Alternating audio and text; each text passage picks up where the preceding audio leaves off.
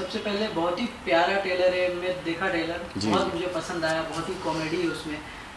मैं जानना चाहूँगा आपको किस तरह का रिस्पांस आ रहा है कंजूस मजनू खर्चीली खर्चीली लैला मूवी का नाम। रिस्पांस टचवुड बहुत ज़्यादा अच्छा आ रहा है, क्योंकि उन लोगों से रिस्पांस आ रहा है जो क्रिटिकली फ़िल्मों को देखते हैं। और मेरा तो सारा सर्कल इंडस्ट्री के लोगों में से है, मतलब जो राइटर्स हैं, डायरेक्टर्स हैं।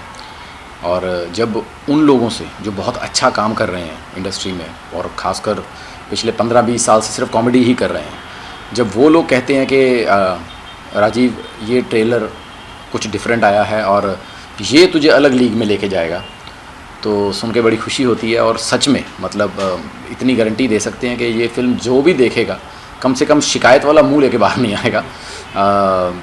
हमने कंजूसी की है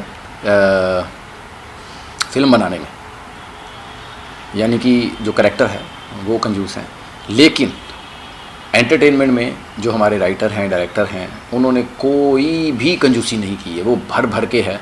और फिल्म की सबसे खासियत है जो इसका एंड में एक मैसेज है जो हमने छिपा के रखा ट्रेलर में, वो जब सामने आता है कि ये कंजूसी क्यों करता है, मुझे लगता है कि अगर समाज उसका 10% भी अपने हिस्से में ले गया तो ये सोसाइटी में चेंज ला सकता है।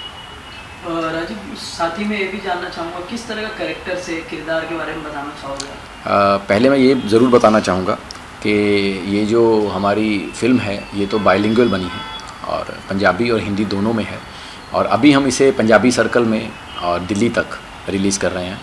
और अगर ऊपर वाले ने चाहा, ज़रा सा भी अच्छा रिस्पांस आ गया, तो नेक्स्ट जो हमारी प्लानिंग है वो हिंदी थ्रू आउट इंडिया में रिलीज़ करने की है।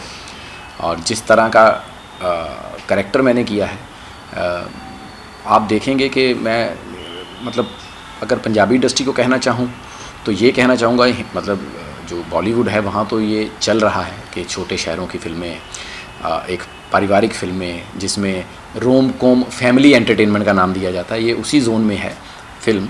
और सिर्फ हमने शहर बदला है, क्योंकि चंडीगढ़ किसी ने एक्सप्लोर नहीं किया जहाँ पर पंजाबी कैरेक्टर होते हैं। लेकिन अगर हम पंजाबी फ़िल्में देखते हैं जो हमारे बॉलीवुड के लोग हैं, तो वो बड़े टिपिकल उन कैरेक्टर से वाकिफ़ हैं कि जैसे मुझे पूछा जाता है कि अरे आप पंजाबी कैसे हो, आप पगड़ी तो बांधते नहीं हैं। लेकिन जब हम पंजाब के बारे में बताते हैं तो पंजाब में जैसे हम ठाकुर्स हैं, है ना, तो वहाँ पर शर्माज, ठाकुर्स, वर्माज सब पाए जाते हैं।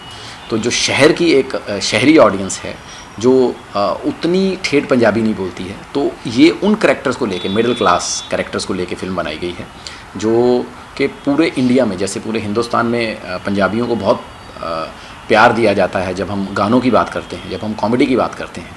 लेकिन ये फ़िल्म देखने के बाद उन पंजाबी कैरेक्टर से प्यार हो जाएगा जो घर घर में पाए जाते हैं वहाँ पर। साथ ही मैं ये जानना चाहूँगा, जब आपको मूवी का ऑफ़र आता है जी, ये कंजूस मजनू खर्चीली लैला, तो क्या रिएक्शन रहता है ऑफ़र में? मैं इतना कहना चाहूँगा कि मतलब ये इतनी अच्छी फ़िल्म है। हमारे जो राइटर लड़का है बहुत यंग है, अमन सिद्धू करके लड़के का नाम है, और डायरेक्टर है अवतार भाई, अवतार सिंह जी, जिन्होंने इस फिल्म को रचा है दोनों ने। और जब मुझे पहली बार नरेशन के लिए चंडीगढ़ बुलाया गया था तो मैं जाके जो थोड़े बहुत चेंजेस थे एक आधे कैरेक्टर में वो किए, उसके बाद मैंने कहा बाकी हम सेट पे देखेंगे। राजीव, साथ ही में ये जानना चाहूँगा कि मूवी का स्टोरी किस तरह का स्टोरी है, बताना चाहोगे? हाँ हाँ, स्टोरी बिल्कुल ये रोम कॉम फैमिली एंटरटेनमेंट है। जैसा कि मैं बड़ा क्लियरली बताना चाहूँगा कि ये फ़िल्म में अगर हम देखेंगे कि जो एक हर परिवार की समस्या चल रही है लाइफ में, मतलब मैं अगर ये फ़िल्म देखोगे आप तो आपको इसके कैरेक्टर अपने फैमिली में दिख जाएंगे। क्योंकि मैंने तो अक्सर देखा है कि हमारे पापा मम्मी को बोलते रहते थे, तू बहुत खर्चीली है यार, रोज़ पैसे मांगती रहती है, पता नहीं कहाँ खर्चे करते हो इतने यार, कौन सी सब्ज़ी इतनी महंगी हो गई यार। तो उनको परिवार में अगर आप देखोगे, आपके परिवार में आपकी चाची, बुआ, बहन, फूफी, कोई ना कोई ऐसा रिश्तेदार निकलेगा। और यहाँ आपका मतलब यहाँ फूफा निकलेंगे या मासड़ निकलेंगे, चाचा निकलेंगे, पापा निकलेंगे, जो अक्सर ये बात करते हैं कि यार ये औरतें बहुत खर्चीली होती हैं। तो ये घर घर की कहानी है। और ये जो परिवार है, ये परिवार कोई गरीब परिवार नहीं है, एक अच्छा मिडिल क्लास फैमिली का परिवार है जिनका अच्छा काम धंधा है। लेकिन कंजूस क्यों है, पिछले 50 साल से, यानी कि ये 3 पीढ़ियों की कहानी चल रही है। इसकी दादी उसी परेशानी से जूझ रही है, उसके माँ उसी परेशानी से जूझ रही है, और अब जो इसकी बहू आई है उसको इस परेशानी से ना जूझना पड़े, इसलिए दादी सुहागरात पे बता देती है कि बेटा तू गलत घर में आ गई है, तू नोट कर ले। अगर आपने ट्रेलर देखा होगा कि नोट कर ले, तूने लास्ट टाइम पनीर कब खाया था, उस डेट को नोट कर ले, यादगार ही रहेगी। यानी कि इनके घर में पनीर नाम की चीज़ है ही नहीं। पनीर खाना है तो कागज़ पर लिख के मिल सकता है, लेकिन सब्ज़ी में नहीं मिल सकता। तो ये इस तरह का परिवार है। और जब उस लड़की को पता चलता है, क्योंकि लड़की बहुत ही बड़े सपनों वाली है, जिसको डेस्टिनेशन वेडिंग चाहिए, जिसकी ड्रेसेस मनीष मल्होत्रा की होनी चाहिए, जब उसको पता लगता है कि उसकी ऐसे घर में शादी हुई है जहाँ धर्मशाला बुक की जाएगी शादी के लिए, तो आप समझ सकते हैं कि मतलब ये कहानी की कॉमेडी किस तरफ जाएगी। और जो एक इसका मैंने कहा था कि जो एंड है वो बहुत बड़ा सोशल मैसेज है इस फिल्म में। साथ ही मैं ये भी जानना चाहूँगा कि आप कभी अपने रियल लाइफ में कभी कंजूसी किए हो? हाँ जी, बहुत ज़्यादा। पर मैं उसे कंजूसी नहीं कहता, मैं उसे वैल्यू फॉर मनी कहता हूँ, क्योंकि हम लोग जो हैं बहुत ही गरीब परिवार से उठ के आए हैं। हमने अपने माँ बाप को बहुत मेहनत करते हुए देखा हुआ है कि मतलब वो जो 5-5 रुपये के लिए, 2-2 रुपये के लिए उन्होंने जितनी मेहनत की है हमें पालने के लिए, तो वो वैल्यू फॉर मनी है। इसीलिए मैं हमेशा कहता हूँ कि मैं कंजूस हूँ जब मैं अपनी चीज़ें खरीदने जाता हूँ, लेकिन मैं कंजूस नहीं हूँ जब मैं अपने परिवार की चीज़ें खरीदने जाता हूँ। राजीव, इसके अलावा मैं जानना चाहूँगा, जिस तरह से नरेशन पार्ट आपने जब जिक्र किया थोड़ी देर पहले, किस तरह का नरेशन पार्ट आपको जिक्र हुआ, और क्या कुछ ऐसी चीज़ आपको अच्छी लगी स्क्रिप्ट में जो आप बताना चाहो? सबसे अच्छी चीज़ तो मुझे स्टोरी लगी। और मैंने कहा था कि हमारे राइटर हैं अमन सिद्धू, बहुत यंग हैं, पंजाब में अच्छा काम कर रहे हैं, डायरेक्टर हैं, पंजाब में 4-5 फिल्में अच्छी कर चुके हैं, अवतार सिंह जी। ये उनकी दिमाग की उपज थी इस आइडिया पे। और जब मुझे नरेशन के लिए बुलाया गया था तो मैंने जब स्टोरी सुनी तो 1-2 चेंजेस किए मैंने, जो फिल्म में बहुत अच्छे निकल के आए हैं। कि जैसे हमारा तलाक का केस एक नया शादीशुदा जोड़ा ही लड़ रहा है, तो जज का पहले हिस्सा आता है, ओ हो कहते वाह वाह, तलाक का केस मिस्टर एंड मिसेज लड़ेंगे, बड़ा मज़ा आएगा। और सच में पूरी फिल्म में मज़ा आता उसी कैरेक्टर की वजह से कि वकील को बीवी बोलने नहीं देती अदालत में, तो कैसे वो ह्यूमरस चीज़ें निकल के आ रही हैं। और सबसे अच्छी मैं ये गारंटी देता हूँ, जैसे हमें दुनिया जानती है कि हम स्टैंड अप कॉमेडियन हैं, हम 15-20 साल से जब काम कर रहे हैं तो अपनी स्क्रिप्टों पे बहुत काम करते हैं, खुद इनपुट्स बहुत डालते हैं, लेकिन मैं गारंटी देता हूँ कि फ़िल्म इतनी अच्छी लिखी गई थी, यकीन मानिए जैसी लिखी थी वैसी शूट कर दी, मुझे एक लाइन भी ऐड करने की ज़रूरत नहीं पड़ी, मतलब इतनी अच्छी लिखी हुई फिल्म थी। राजीव, स्टैंड अप कॉमेडी की मैं बात करूँ, अगर आपकी मैं बात करूँ तो जो शो आप करते हो कपिल के साथ, आपने कभी डिस्कस किया अपने स्क्रिप्ट के बारे में? कपिल पाजी ने कुछ कहा आपको स्क्रिप्ट को लेके, कुछ आपको बताया रहेगा? फिल्म की या जो शो की स्क्रिप्ट होती? फिल्म की स्क्रिप्ट। फिल्म की स्क्रिप्ट नहीं, उसने ट्रेलर देखा, उसको ट्रेलर बहुत अच्छा लगा। तो मैं वही कह रहा हूँ कि मैं ट्रेलर मैंने उन लोगों को भेजा जो 15-20 साल से कॉमेडी कर रहे हैं और बहुत अच्छी कॉमेडी कर रहे हैं।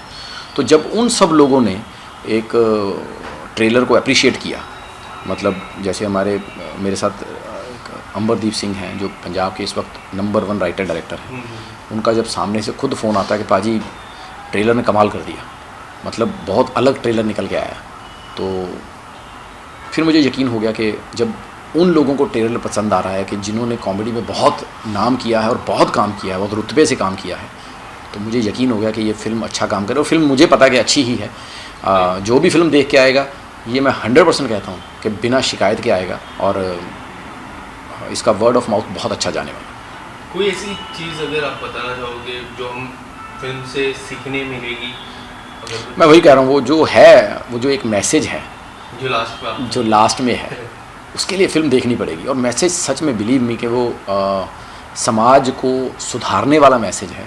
और जब आपको पता चलेगा कि जो हीरोइन पूरी फिल्म में हीरो से इसलिए नफ़रत करती है कि ये कंजूसी क्यों करता है, जब उसका ओरिजिनल रियल रीज़न पता चलेगा कि ये परिवार क्यों कंजूसी करता है, आपको पूरे परिवार से मोहब्बत हो जाएगी। टाइटल पहले से डिसाइड हुआ कि शूट के वक्त डिसाइड, या फिर आफ्टर दैट? नहीं, टाइटल इसका पहले रखा गया था कंजूस मक्खी चूस, लेकिन वो टाइटल शायद किसी और के साथ रजिस्टर था, तो फिर हमने ये टाइटल रखा कंजूस मजनू खर्चीली लैला। और मुझे लगता है ये ज़्यादा अच्छा निकल गया है, क्योंकि जहाँ भी इंटरव्यूज़ हो रही हैं, जहाँ भी मतलब जो हम रेडियो पे इंटरव्यूज़ दे रहे हैं, सब कर रहे हैं, तो सबको टाइटल में बड़ा मज़ा आ रहा है कि यार टाइटल बड़ा अलग और यूनिक सा है जी। और लैला मजनू तो एक ऐसी लव स्टोरी देखने मिलती है, क्या हम कॉमेडी के साथ लव स्टोरी भी देखने मिलती है? लैला मजनू की 100% लव स्टोरी है। मैं वही कह रहा हूँ कि ये 3 पीढ़ियों की कहानी है। ओके। कि एक दादी है, एक माँ है और एक मेरी हीरोइन है, तो इन तीनों की कहानी है। तो मेरी कहानी में लव स्टोरी है ओरिजिनल, जो मैंने कहा कि रोमांटिक कॉमेडी। मैं एक सीन बताता हूँ, बहुत अच्छा सीन बन पड़ा था फिल्म में, कि मतलब ये इतना कंजूस आदमी है कि पहली डेट पे जब लड़की को लेने जाता है तो शॉट खुलता है तो पार्क में दरी बिछी हुई है और आगे घर का टिफ़िन खोला हुआ है। तो हीरोइन देख के उसको ऐसे ही देखती है, ये खाएंगे, ऐसे देखते हैं, यहाँ पे खाएंगे। कहता है हाँ माँ के हाथ की दाल है ना, माँ के हाथ की दाल का टेस्ट ही बड़ा अच्छा होता है।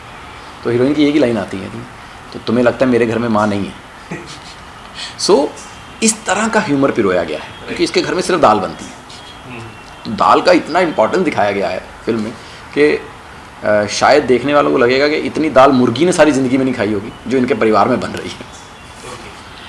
राजीव जी, इसके अलावा जाते जाते मैं हमारे दर्शक से आप थोड़े बता दीजिए कब आने वाली है पिक्चर और कहाँ वो देखने मिलेगी? ये फिल्म आने वाली है जी 13 जनवरी को। पंजाब में बहुत ही अच्छा फेस्टिवल होता है लोहड़ी का, और जहाँ पर ये पंजाब का नया दिन माना जाता है, मतलब नया साल माना जाता है कि शुरुआत जो नए साल की जाती है। तो हम बेसिकली उन खुशियों में थोड़ी सी और खुशियाँ ऐड करने के लिए आ रहे हैं और दुआ करते हैं कि सबका नया साल लोहड़ी बहुत ही खुशियों भरी जाए और उन खुशियों में थोड़ा सा हिस्सा हमें भी मिल जाए। राजीव, मुझे आपसे ये पूछना है कि आप कलर्स के बहुत सालों तक हिस्सा रहे थे जी, और अब बिग बॉस में निमृत कौर है जो बहुत अच्छा खेल रही है, आप उनके लिए क्या कहना चाहोगे? All the best. क्योंकि इस बार का बिग बॉस काफ़ी एंटरटेनिंग है, बहुत यूनिक कैरेक्टर इकट्ठे किए हैं, और जिसमें जब निम्रत ने पहले हफ्ते में जो काम किया था तो मुझे लगा यार ये लड़की कहाँ से इतना निकल के आ गई, फिर उसके जो इमोशन निकल के आए, तो मुझे पहली बार मतलब एज एन एक्ट्रेस उसे मैंने देखा हुआ था, मुझे बहुत अच्छे लगती थी एज एन एक्ट्रेस, लेकिन जब वो उसका बीच में वो डिप्रेशन वाला फेज़ बिग बॉस में देखने को मिला तो मुझे लगा कि नहीं है ये पंजाब की शेरनी, बहुत बहादुर लड़की है, और जिस बहादुरी से वो बिग बॉस खेल रही है बहुत यूनिक और बहुत अच्छा खेल रही है अगर आप सब करेक्टर्स में देखेंगे। So all the best Nimrat. Rajiv, साथ ही में एक ही जानना चाहूँगा, OTT का ज़माना आ चुका है, क्या कोई आगे फ्यूचर में कोई वेब सीरीज़ देखने मिलेगी आपको? नहीं, वेब सीरीज़ तो अभी नहीं मैंने साइन की है, मैंने 2 लिखी हैं जिस पे मेरी बात चल रही है उसको OTT प्लेटफॉर्म पे लाने की, लेकिन एक फ़िल्म और हमने कर रखी है जो बहुत जल्दी OTT पे दिखेगी आपको, जिसमें मुझे तो लोग शायद पहचान भी ना पाएँ, मतलब अनएक्सपेक्टेडली एक अलग राजीव दिखेगा आपको एज ए सीरियल किलर। सो वो फिल्म देखने वाली है क्योंकि उसमें सब OTT के, मुझे जब काम करने का उनमें मौका मिला तो विनय पाठक सर के सामने खड़े होना as an actor, Anupriya Goenka, Vikram Kochhar, इन 4 लोगों की कहानी है, और जब 3 ऐसे धुरंधर कलाकार आपके सामने हों उस वर्ल्ड के, तो बहुत देखने को मिलेगा। वो फिल्म है हमारी जिसका हमने नाम रखा है मक्कारियाँ। सो वो बहुत ही मतलब साइकोपैथ थ्रिलर है और बहुत ही मतलब इंटरेस्टिंग कहानी है उस फिल्म की भी, तो वो भी बड़ी जल्दी आपको देखने के मिलेगी। और मैं एक चीज़ और थैंक्स कहना चाहूँगा कि मैंने बीच में 3-4 साल फिल्मों में ही काम करने के लिए टीवी से थोड़ा सा मैं बड़ा लिमिटेड काम कर रहा था कि एक अलग अगर टीवी से कि जो हमारी पहचान बनी एज ए कॉमेडियन, तो उसको तोड़ने के लिए होता ना कि थोड़ा गैप हो और नए बन के आओ, तो ये फिल्मों में मैं नया बन के आया था। लेकिन उसके बावजूद जब अभी कपिल का शो दोबारा ज्वाइन किया, so I am really thankful to the audience जिन्होंने उस कैरेक्टर को वापस उतना ही प्यार दिया, और जिस प्यार से मोहब्बत से उस कैरेक्टर को मतलब जहाँ भी आज जाता हूँ तो लोग मतलब मुझे नहीं पता, मतलब ये तो जानता हूँ कि कपिल का शो इतना बड़ा है कि मतलब मैंने अगर उसके ज़िंदगी में मुश्किल से 30-35 एपिसोड किए होंगे पूरे जो भी उसके सीज़न चले हैं, तो लोगों को मेरा पिछला 5 साल का काम याद नहीं होगा जो हमने 2007 से लेकर 2014 तक किया था, कपिल शर्मा याद हो जाता। तो जब अभी किया तो जहाँ भी जाता हूँ ओए राजू, तो जो नया नाम मिल रहा है वो बहुत अच्छा लग रहा है। सो टीवी का वापस प्यार देने के लिए बहुत बहुत शुक्रिया।